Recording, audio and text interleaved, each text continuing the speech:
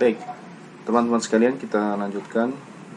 Mungkin ini adalah part terakhir dari chapter 10 ya untuk video ini. Pada part sebelumnya kita membahas reaksi hidrogenasi toluen tapi dengan katalis dengan reaktor packed reaktor berbentuk pipa, alir pipa ya. Sekarang kita akan mencoba bagaimana kalau menggunakan reaktor alir tapi bentuknya tangki ya, reaktor alir tangki CSTR ya. Langkahnya sama dengan kita nyusun dulu neraca molnya, W sama dengan FA0 X min RA, ini sudah dirumuskan sebelumnya. Kemudian rate low ini juga sudah diturunkan di contoh-contoh sebelumnya ya, di mungkin beberapa pertemuan sebelumnya, yaitu case study 2 ya.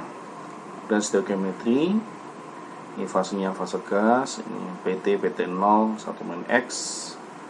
Silakan dilihat di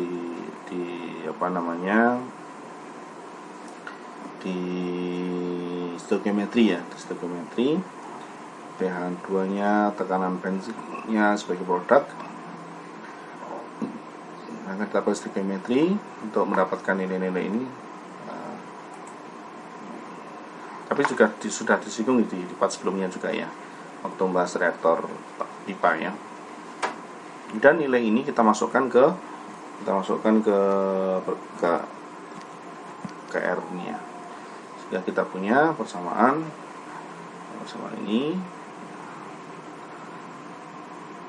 Kemudian konversi dari mana 0,65. Jadi kita ingin coba membandingkan reaktor pipa, kan tadi konversi yang diperoleh adalah 0,68 ya.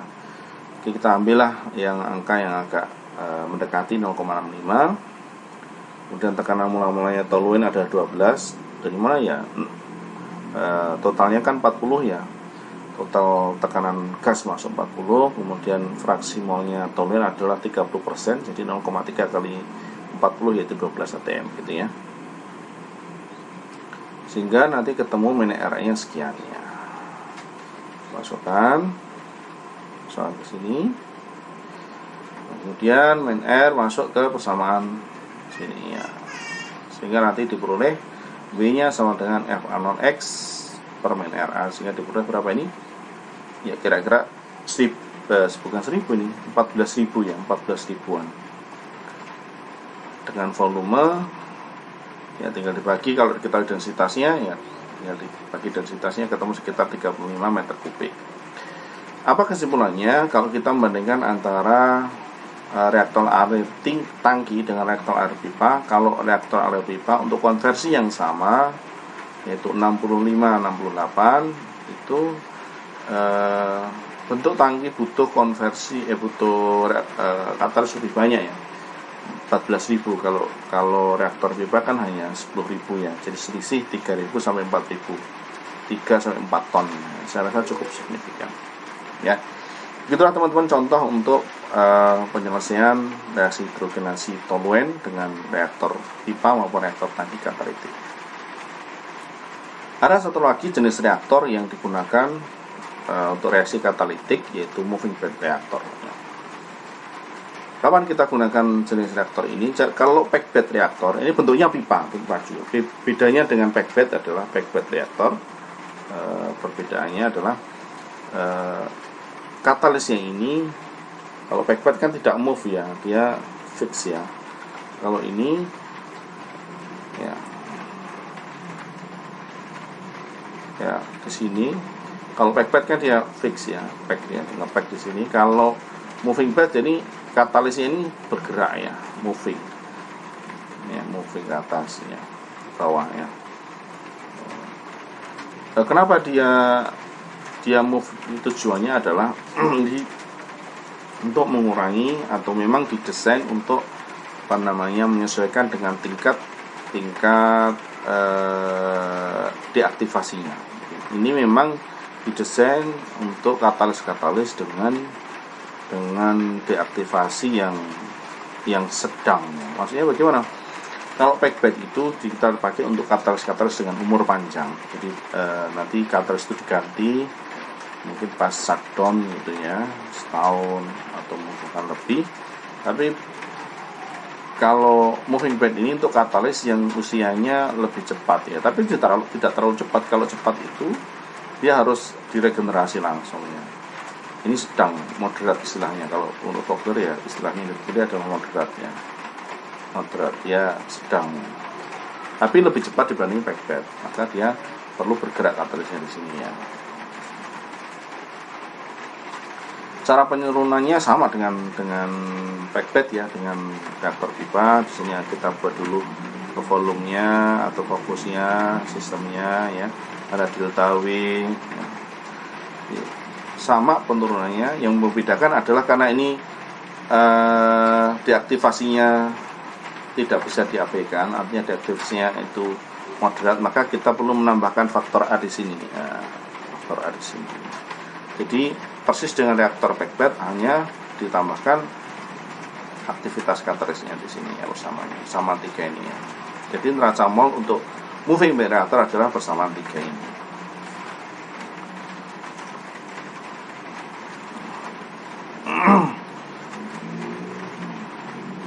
Jadi hal atau parameter penting dalam moving bednya adalah unit mass per unit time ya. Jadi massa atau katalis, gram katalis per waktu. Ini OS ya, biasanya bukan OS ya. Jadi gram katalis per waktu, W per T, atau T-nya bisa dinyatakan W per OS ya. Kalau didiferensialkan DT dW per OS ya. Kalau kemudian ini kita substitusikan ke degree rate law atau laju deaktivasinya, kan secara umum misalnya seperti ini ya. Kalau nanti order 1 ya N-nya 1. KD masih ingat persentase deaktivasi, kalau 2 berarti A kuadrat begitu ya. Kalau kita substitusikan ke sini, DT-nya kita ganti dengan dW per OS, maka kita punya persamaan ya. Jadi ini persamaan ini menunjukkan penurunan aktivitas katalis per gram katalis, bukan per waktu ya, per gram katalis ya.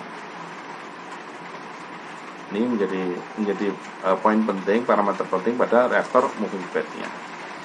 Kita lihat contoh-contoh berikutnya ya. Ini contoh sederhana ya. Ada di Vogler, example 10.5 ya. Ini reaksi katalitik cracking ya. Cracking ini adalah contoh di pabrik-pabrik gas ya. Jadi gas oil nanti akan bisa di crack menjadi hidrokarbon, ada coke-nya, C5 dan di bawahnya ya, C6 dan C7 dan seterusnya ya. Ini misalnya dilangsungkan dalam moving bed reaktor. Kemudian reaksi cracking ini bisa dinyatakan sebagai order 1, bisa juga sebagai order 2. Tapi lebih sesuai order 2 di sini ya. Ini ya, seperti ini reaksinya, reaksi katalitiknya. Meskipun ini sebenarnya reaksinya cukup kompleks loh sebenarnya ya. Ya. Bisa dinyatakan dalam seperti ini saja, order 1, A menjadi produk, whatever produknya. Bisa juga dinyatakan order 2 ya. Kita lihat order 2 seperti ini ya. Baik, kita akan menggunakan yang order 2 ini ya. Kemudian data-data yang lain, decay rate law-nya adalah order 1, aktivitasnya order 1, deaktivasinya, konstanta deaktivasinya 0,72. Apalagi jumlah katalisnya 22. Kemudian nah ini OS-nya ya, OS-nya ya, kilogram per menit ya, OS-nya 10 kg per menit. Kemudian gas oil feed-nya mol per menitnya 30, konsentrasinya sekian. Kita diminta menentukan berapa sih konversinya kira-kira. Nah, konversinya kira-kira berapa dapatnya. Ya. Baik, langkah-langkahnya ini jangan, wah ini kelihatan rumit, tidak, ini tidak rumit ini. Jadi pegang algoritmanya. 1, mol balance ya, mol balance ya. Mol balance untuk reaktor moving bed FA0 dx per dw. Ini persamaan berapa tadi? Persamaan 3 ya. Coba dilihat. Nah, persamaan 3 ini ya. Persamaan 3. Kemudian rate law-nya order 2. Ya, order 2. Oke, ini persamaan 3 mau balance. Kemudian deaktivasinya order 1, berarti KD pangkat N, N-nya 1, berarti sudah seperti ini. Kemudian ini deaktivasi per time. Sekarang program pertalisnya bagaimana? Gunakan persamaan 6 ya, tadi sudah diturunkan, lihat persamaan 6. Nah, ini gunakan persamaan ini ya, persamaan 6 ini. Oke, dimana N-nya sama dengan 1. Jadilah persamaan ini ya. Kemudian diintegrasikan ya, A sebagai fungsinya, yakni ditarik ke bawah A-nya, tarik ke bawah sini, DW-nya bawa ke sini ya. Kita lihat, nah ini. Nah, ini gambarnya mungkin lebih jelas ini ya. Jadi caranya, jadi A-nya turun ke bawah ya, DW-nya tarik ke kanan, diintegralkan masing-masing. Integral dA per A ln A, integral dWw, jadilah A sama dengan E min KD per KS ya. Bisa nggih? Nggak kesulitan, ini matematika ini ya. W ln A ya, jadilah A-nya sama dengan E pangkat ini ya. Silakan dicermati, kalau bingung nanti diputar lagi penyelesaiannya ini ya, diulang lagi ya. Inilah ketemu A-nya.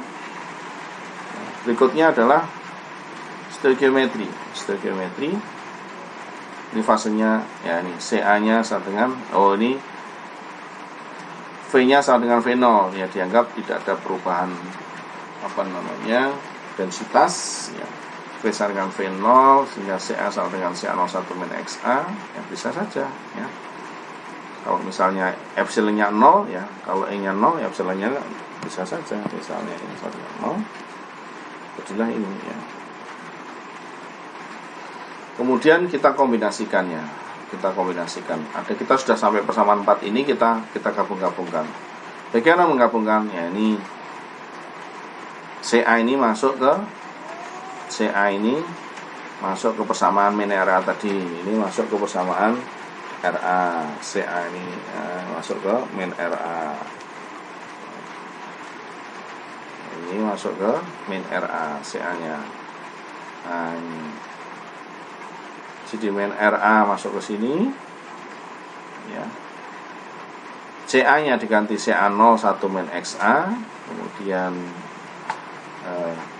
A-nya ini juga masuk ke sini, menggantikan sini. Nah, ini A-nya ya. Atau begini, dilihat di slide ini ya. Mungkin akan lebih jelas ya ini. Di ini persamaannya min RA-nya diganti masuk ke sini KCA kuadrat, CA-nya diganti CA01 min XA. A-nya menjadi E pangkat minus. Nah, jadilah nanti kita dapatkan menjadi persamaan yang mana. Nah, akhirnya kita peroleh sebentar.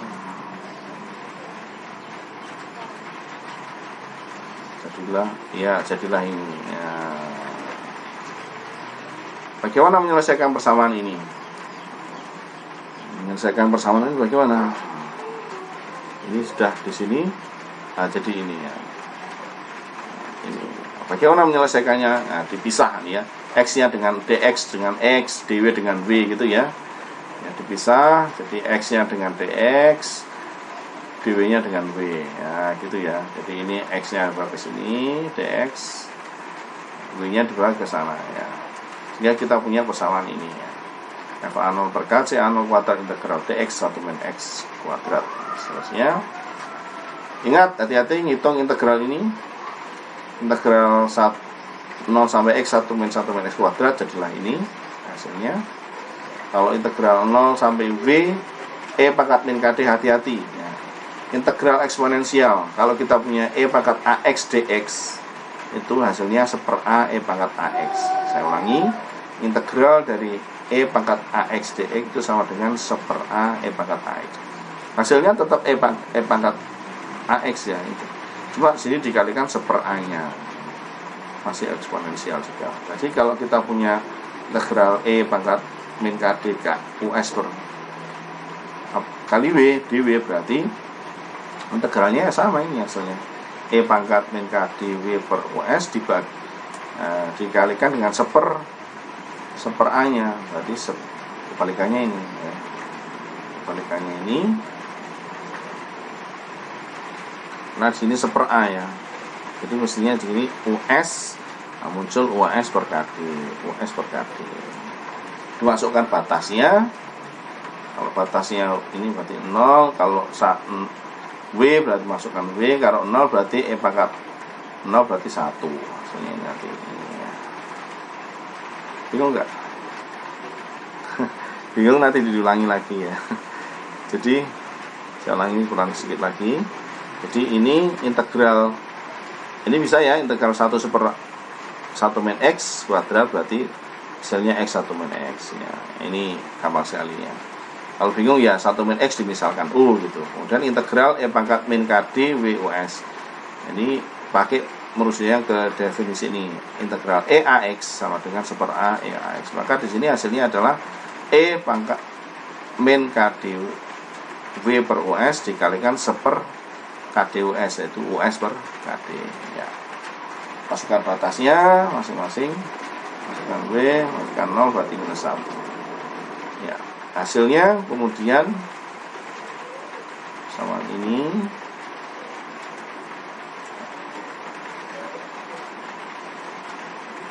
sekarang mudah-mudahan bisa mengikuti hasilnya seperti ini ya. Terus bagaimana? Ya tinggal dimasukkan, nah, dimasukkan nilai-nilainya semua, nilai-nilainya kan ada semua di situ ya. KD-nya ada, OS-nya ada, W-nya ada, 22 tadi, K-nya ada, C0. Jadi semua dimasukkan sehingga ketemu X-nya adalah 55%. Bagaimana kalau tidak pakai deaktivasi? Dianggap misalnya deaktivasinya 0. Tinggal menyelesaikan persamaan tadi ya. KD-nya 0. KD-nya 0.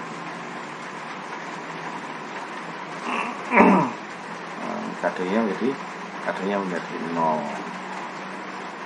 Jadi biasa nanti A-nya nih 1 ya, A-nya 1. Jadi langsung gini. FA 0 dx dy sama min RA gitu ya. Ini tidak perlu. Itu kalau misalnya tidak ada deaktivasi. Hasilnya 71%. Ini dari mana ini? Ya karena KD-nya 0 tadi ya. Oke, 0 kan berarti tinggal ikuti persamaannya tadi ya. Baik, bagaimana kalau kita menggunakan MATLAB atau Polymath untuk membantu? Bisa juga, dimana ini persamaan diferensialnya kita ada 2 loh ya, ada 2. Misalnya ada kesulitan terlalu manual terlalu lama, bisa pakai MATLAB ataupun Polymath. Ada DA per dW, ada DX per dW. Itu perubahan aktivitas terhadap katalis, ada konversi terhadap katalis ya. Sudah dimasukkan persamaan soal eksplisitnya, definisinya. Ada yang nanti kita ketemu konversinya adalah 0,55. Urutan katalisnya adalah 22. Ya, ini adalah profilnya. Ini adalah aktivitas katalisnya yang terus menurun ya. Menurun karena harus deaktivasi. Kemudian profil grafiknya ya. Ini konversinya naik, tapi sampai 0,6 aja ya kira-kira. Ini aktivitasnya semakin turun ya. Jadi begitulah teman-teman, contoh penggunaan moving bed reactor ya. Silahkan diputar kembali, putar ulang jika masih belum clear, masih belum jelas. Diulang sampai paham. Kalau belum ya kita diskusikan ya. Diskusikan mungkin bisa di YouTube-nya atau mungkin di psikologinya atau di WA group pun juga ada masalah juga ya. Baik, saya rasa inilah part terakhir dari video ini tentang reaktor katalitik. Yang terakhir ini adalah reaktor moving bed ya, untuk katalis dengan deaktivasi yang moderat ya, yang cukup cepat ya, lebih cepat dibanding packed bed reaktor ya, reaktor. Baik, saya kira ini dulu, mudah-mudahan bermanfaat ya. Kita akan lanjut nanti ke assignment ya, tugasan, tapi tidak di video ini, akan ada video terpisah ya. Jangan sungkan untuk bertanya, jangan sungkan untuk malu, dan pahami, ini butuh waktu untuk memahami ya. Jadi mungkin sekali belum paham ya nggak apa-apa, ulangi lagi, perlu diskusikan ya. Baik, thank you for your time, your attention. Mudah-mudahan bermanfaat dan kondisi semakin membaik ya. Jaga diri baik-baik, jaga kesehatan, dan segera bisa normal seperti aktivitas sebelumnya. Alhamdulillah, alhamdulillah rabbil alamin ya. Assalamualaikum warahmatullahi wabarakatuh.